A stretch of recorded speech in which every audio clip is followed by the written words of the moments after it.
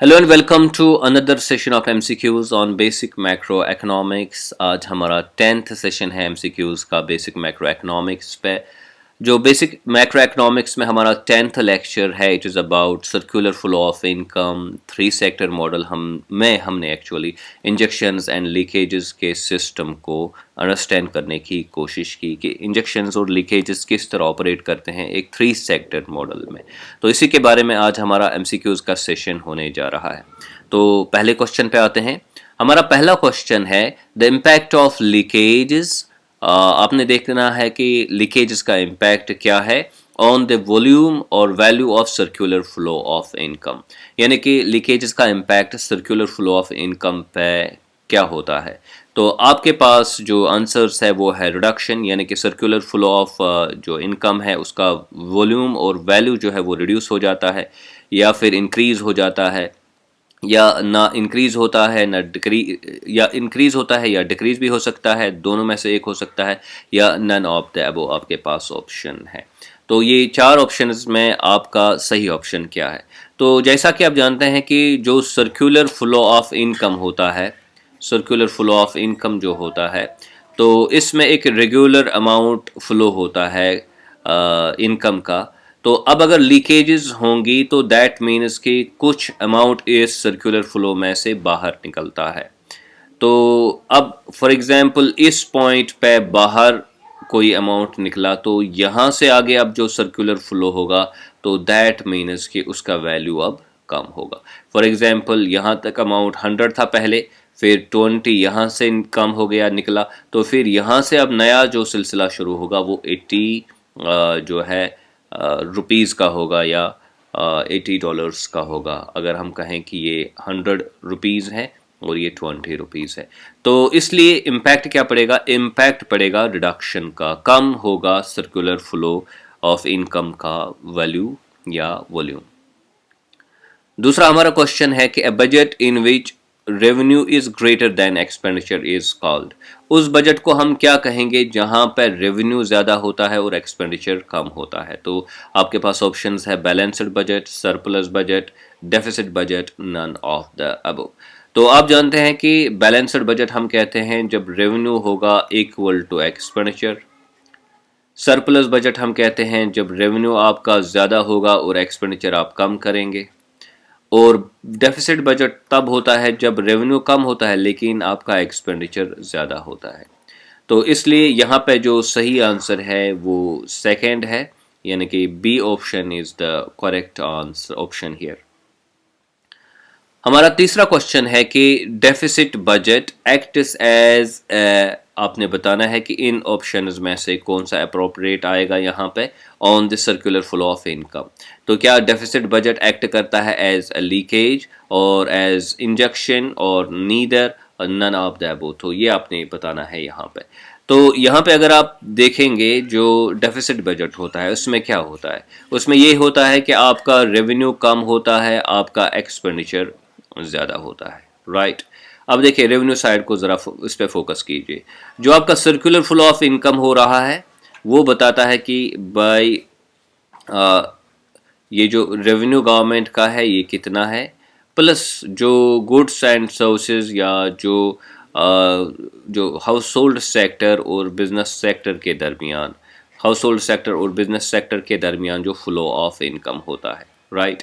तो दो फ्लोज होते हैं, यहाँ से होता है कंजप्शन एक्सपेंडिचर, ओके सी, और यहाँ से होता है फैक्टर पेमेंट्स का। अब इसके साथ साथ ये भी एक हिस्सा बन जाता है ये आर, ये रेवेन्यू जो होता है गवर्नमेंट का। लेकिन यहाँ पे हम क्या देखते हैं, यहाँ पे हम देखते हैं कि भाई जब डेफिसिट बजट होगा तो गवर्नमेंट इतना ही खर्च नहीं करता जितना इसके पास अब रेवेन्यू है, बल्कि ये इससे भी ज़्यादा खर्च करता है। वो खर्च कहाँ से करेगा, गवर्नमेंट जो है वो जो है फॉर एग्जांपल उन्होंने बोरो किया इंटरनेशनल मार्केट से, ओके। तो जब आप बोरोइंग करेंगे तो आप इस फ्लो में एडिशनल अमाउंट डाल रहे हैं, आप इस फ्लो में एडिशनल अमाउंट डाल रहे हैं। तो दैट मीन्स कि सर्कुलर फ्लो का अब जो वॉल्यूम होगा वो अब यहाँ से इंक्रीज होना शुरू हो जाएगा, क्योंकि गवर्नमेंट ने एडिशनल अमाउंट डाला जब ये डेफिसिट बजट की पॉलिसी इख्तियार करेंगे। तो अगेन याद रखना है कि यहाँ पे रेवेन्यू कम है, एक्सपेंडिचर यहाँ पे ज़्यादा है, तो इसलिए ये अमाउंट यहाँ पे आएगा, क्योंकि गवर्नमेंट ये अमाउंट लाएगा, या तो गवर्नमेंट नई करेंसी जो है वो इशू करेगा या फिर बोरो करेगा मनी। तो इसका इम्पैक्ट इसलिए क्या होगा, क्योंकि बाहर से पैसा आ गया, सर्कुलर फ्लो में दाखिल हो गया, तो इसलिए impact is that of injection, और हमारा आंसर जो यहाँ पे है वो है b option is the right option. हमारा तीसरा जो क्वेश्चन है वो है कि impact of borrowing by government from the external sector on the volume और value of circular flow of income will B.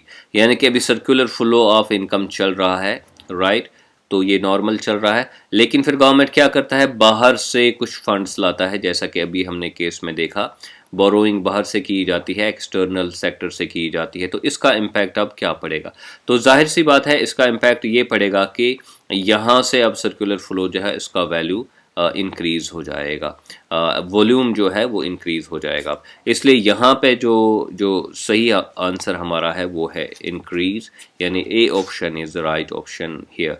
जब हम बोरोइंग करेंगे तो सर्कुलर फ्लो इंक्रीज़ हो जाएगा, डिक्रीज़ नहीं हो जाएगा। The impact of surplus budget, अब देखना है surplus budget on the volume या value of circular flow will be. अब आपने देखना है कि अगर सरप्लस बजट इख्तियार करेगा गवर्नमेंट, तो वहाँ पे हम जानते हैं कि रेवेन्यू अब ज़्यादा होता है, एक्सपेंडिचर अब कम होता है। तो कहते हैं कि भाई इसका इम्पैक्ट सर्कुलर फ्लो पे क्या पड़ेगा, बताइए, इंक्रीज़ होगा, डिक्रीज़ होगा, या नीदर, या दोनों, इंक्रीज़ भी हो सकता है, डिक्रीज़ भी हो सकता है।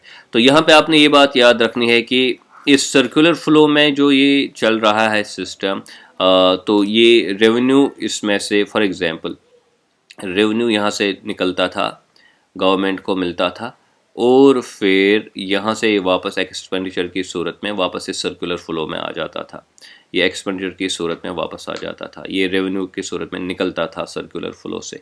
लेकिन अब चूंकि गवर्नमेंट क्या करती है, फॉर एग्जांपल रेवेन्यू मिल गया गवर्नमेंट को 100, तो रेवेन्यू ज़्यादा है, एक्सपेंडिचर कम है, और जो एक्सपेंडिचर है वो गवर्नमेंट ने 80 किया, तो 20 रुपीज़ जो है या 20% जो है वो गवर्नमेंट ने अपने पास रखा। तो दैट मीन्स कि यहाँ से निकला तो ज़्यादा, लेकिन यहाँ से अंदर जो दाखिल हो गया सर्कुलर फ्लो में वो कम अमाउंट है, वो कम अमाउंट है। अब यहाँ से जो अब फ्लो स्टार्ट होगा तो वो अब लेसर अमाउंट का फ्लो अब स्टार्ट होगा। तो दैट मीन्स कि जो सर्कुलर फ्लो है वो डिक्रीज, उसका वॉल्यूम या वैल्यू जो है वो डिक्रीज हो जाएगा। तो इसलिए यहाँ पे जो सही आंसर हमारा है दैट इज डिक्रीज, यानी कि B option is the right option in this case. तो इन 5 क्वेश्चंस पे मुश्तमिल जो ब्रीफ सेशन है एमसीक्यूज का वो हमने कंप्लीट किया। आई होप कि आपने इस सेशन को एंजॉय किया होगा। Do subscribe to our YouTube channel earnest economics. Thank you very much.